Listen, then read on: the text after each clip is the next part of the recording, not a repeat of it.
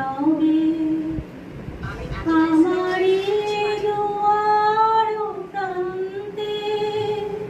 সে তো হায় মৃদু পায় এসেছিল পারিনি তা জানতে